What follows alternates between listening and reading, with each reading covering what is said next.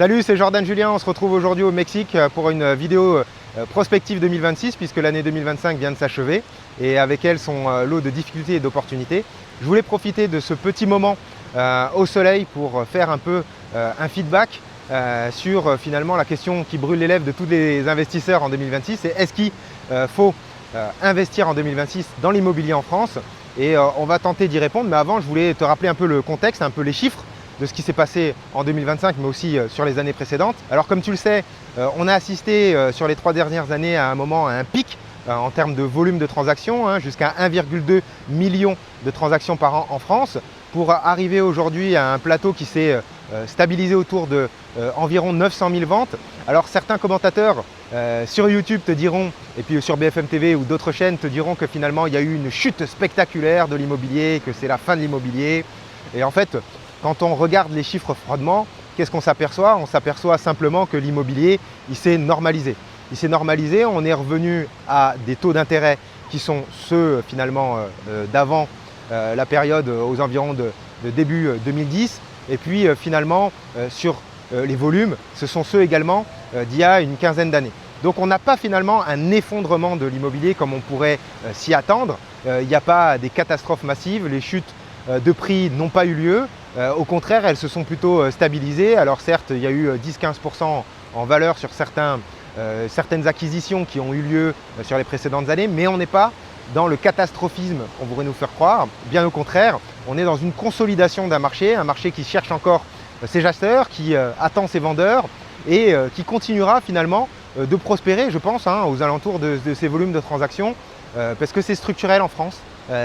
Et c'est ainsi, on a des gens qui doivent vendre pour tout un tas de raisons, on a des gens qui doivent acheter, les familles s'agrandissent, il y a des décès, il y a des mutations, et donc pour toutes ces raisons-là, on aura un marché qui va continuer à évoluer autour de ce volume de transactions. Mais aujourd'hui, la question finalement qu'on se pose, c'est est-ce que ça vaut le coup d'investir en 2026 et puis dans quoi finalement? Et auparavant, on avait peut-être une analyse qui était un peu globale, Paris y compris, que ce soit, on disait acheter, acheter, acheter, ça ne fait que monter. Aujourd'hui, je pense qu'il faut être un peu plus smart dans l'analyse, un peu plus intelligent, on doit raisonner par couche. Si on devrait faire une sous-catégorie, je te dirais qu'aujourd'hui, on a 4. La première, c'est celle bien évidemment de la résidence principale dans le neuf. C'est la vocation initiale de cette chaîne, parler de la construction de maisons individuelles en CCMI. Tu retrouves d'ailleurs dans le lien une formation sur ce thème-là. Ensuite, on a l'achat dans le neuf également en VFA. C'est la vente en état futur d'achèvement où là tu passes par un promoteur pour pouvoir acquérir sur catalogue, sur plan, un futur logement qui va être construit d'ici 1 à 2 ans. Et ensuite on a la partie dans l'ancien où là on a également le marché de la résidence principale avec bien évidemment de la rénovation à faire. Il y a des travaux conséquents de plus en plus avec notamment le DPE, c'est quelque chose auquel les Français sont très attachés, la qualité du logement. Et enfin, on a également les appartements dans l'ancien avec toute la partie finalement locative. Il y a beaucoup de baby-boomers qui commencent à arbitrer leur patrimoine et donc il y a des opportunités à faire parce qu'il y a des logements qui sont dans l'ancien, également avec des DPE, F, G, etc. Et on a également la génération X, de ces personnes qui aujourd'hui ont entre 40 et 50 ans qui eux aussi commencent à arbitrer leur patrimoine. Et donc au milieu de tout ça, on a ce millefeuille de vendeurs et donc il va falloir être capable de saisir la granularité, de saisir les opportunités puisqu'il y en aura nécessairement. Il y a des gens qui vont vouloir se débarrasser parce qu'ils trouvent qu'aujourd'hui l'immobilier c'est trop compliqué, ça coûte trop cher en fiscalité, ils ne savent pas le maîtriser ou ils adoptent un mode de location qui n'est pas le bon et donc ils vont chercher à arbitrer et donc là il y aura des opportunités pour toi qui regarde cette vidéo et donc il va falloir être capable de saisir ces opportunités.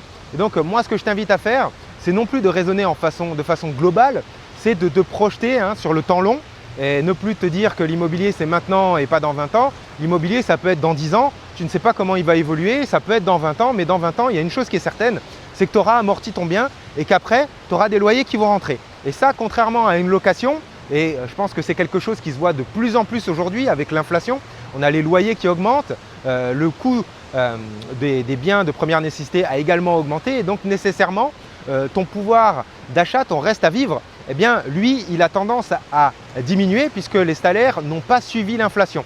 Et donc le meilleur moyen finalement de te protéger de cette inflation, c'est de pouvoir finalement avoir une mensualité de crédit qui elle est fixe dans le temps, hein, puisque la personne qui a acheté en 2020, eh ben, elle a un coût de crédit aujourd'hui en 2025 qui est toujours le même 5 ans après. Par contre, la personne qui est en location, bah ça, les maths, elles sont très têtues, hein. La personne, ton bailleur, il a tout simplement appliqué l'indice qui est inscrit dans ton contrat et il t'a appliqué cette fameuse inflation qui fait qu'aujourd'hui, tu ne payes plus le même loyer qu'il y a 5 ans. Et donc ça, c'est quelque chose que les gens n'avaient pas forcément anticipé ou n'avaient pas l'habitude parce qu'on n'avait pas une inflation qui était forte historiquement en France. Mais malheureusement, aujourd'hui, avec le coût de la dette, avec les retraites qu'il faudra payer, etc., la France aura besoin de maintenir ce niveau d'inflation de façon constante et nécessairement, ça veut dire que ton pouvoir d'achat dans les années à venir, il va continuer de se faire rogner par cette inflation.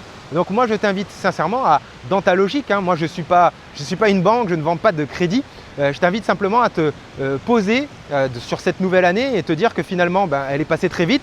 Tu aurais pu amortir une année de capital et commencer à te construire un patrimoine. Moi, ça fait presque 10 ans que je construis mon patrimoine, donc j'arrive à la moitié de certains de mes investissements immobiliers. Et donc, je commence à voir le bout du tunnel. Alors, c'est un tunnel qui a été parfois un peu long, mais il n'empêche qu'arrivé à un moment, on arrive au bout. Et donc là, ça commence vraiment à être intéressant et tu comprends que le phénomène du temps, il joue en ta faveur quand tu as investi assez tôt et non pas en ta défaveur. Et moi, je t'invite à te poser la question si à 50 ans, tu ne voudrais pas finalement lever le pied. Si tu as un licenciement, tu pourrais vivre ta vie complètement de façon différente parce que tu ne serais plus pris dans un loyer qui continue d'augmenter et qui peut-être va t'étrangler au bout d'un moment ou tout simplement tu vas devoir à un moment dans ta carrière changer d'endroit pour vivre et donc tu vas vouloir récupérer du patrimoine parce que peut-être que tu vas aller vouloir habiter dans une région qui est plus chère et à ce moment-là, il va te falloir un patrimoine pour pouvoir t'installer convenablement, anticiper tes besoins futurs et tout simplement mettre ta famille à l'abri.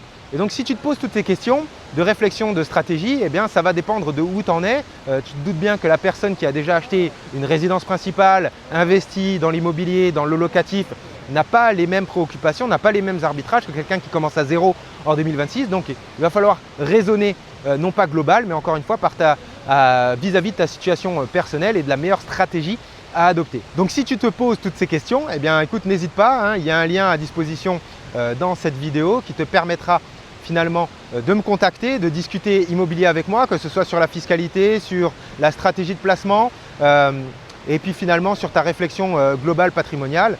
C'est avec grand plaisir que je le ferai. J'ai aidé beaucoup de personnes cette année et je pense qu'en 2026, ça va continuer parce que l'immobilier reste un sujet majeur de préoccupation chez les Français. Et dans la prochaine vidéo, on verra ensemble, je vais t'emmener finalement dans une résidence neuve où j'ai envisagé à un moment de faire une acquisition et je vais t'expliquer si finalement j'ai sauté le pas ou si au contraire j'ai décidé de changer de stratégie au vu de tout ce qui se passe en 2025 et ce qui va continuer de se passer en 2026. On verra tout ça ensemble et je te montrerai la visite de l'appartement, où c'est situé, le prix, etc. Et finalement ma réflexion globale vis-à-vis de tout ça. Donc n'hésite pas à t'abonner à la chaîne. Si tu as aimé ce contenu, n'hésite pas à le liker, à le partager. Et puis je te revois très vite dans une prochaine vidéo. Ciao, ciao.